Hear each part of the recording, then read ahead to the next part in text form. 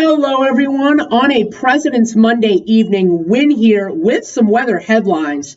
Now, we have a strong winter storm that's going to bring a messy, mixed bag of precipitation to much of the area overnight tonight and into Tuesday.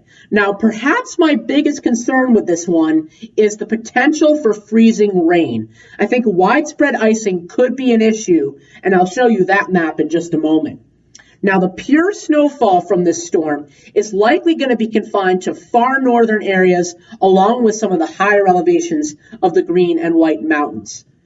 However, we're not quite done after tomorrow afternoon. I think a second storm is possible on Friday, and that has the potential to bring even more ice and snow to New England. Now, timing things all out as usual on our future radar, you'll notice how there'll be a couple of snow and sleet showers this evening, but the main event really doesn't start until the wee hours of tomorrow morning for much of the area. And you'll notice the smorgasbord of precipitation here. To the south and east of Boston and in much of coastal Massachusetts, it'll be too warm for anything but plain old rain. And across the North Country, it'll be too cold for anything but snow. But in between those two areas, that's where I'm kind of concerned for some sleet and freezing rain, as depicted by that pink color on our map. Now, moving forward here, that pink area does expand quite a bit as we head towards the morning commute tomorrow.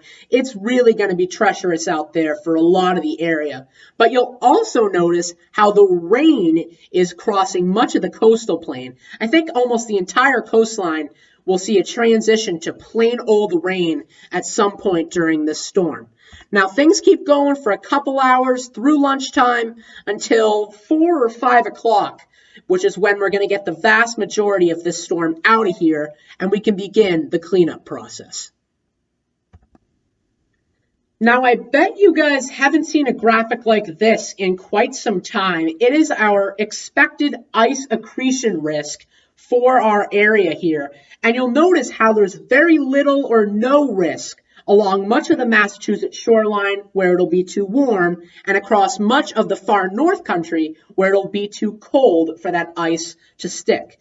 Now, as you can see here, we've got a big swath of yellows, oranges, and reds, and unfortunately, I think we're going to be under the gun for some significant icing, particularly in those red and orange colored contours.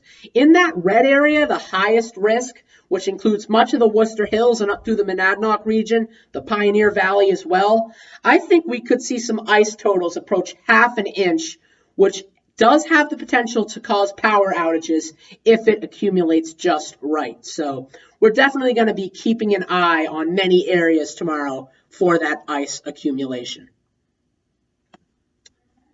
Now, that was the ice phase of this storm. Now, here's the snow phase. I think to the south and east of 495, we're really not going to see anything in the way of snow accumulation. But as you head into coastal New Hampshire and south coastal Maine as well, you're probably going to pick up a coating up to 2 inches before you see that transition to sleet and eventually rain. Now, 2 to 4 inches should cover much of coastal Maine here, with 4 to 7 inches extending through the lakes region. Now, where things stay all snow, particularly up in the mountains, I could see 7 to 10 inches of powder in those areas. I think the ski resorts are really going to enjoy this storm. Now, after this storm system rolls through, we're probably going to get a couple of quiet days, but it's not going to be long until perhaps another storm system moves into the area for Friday. We really just can't catch a break around here. And this Friday storm is actually trending a tad colder. So we could introduce some more area-wide snow to the picture by the end of next week. Stay tuned, guys.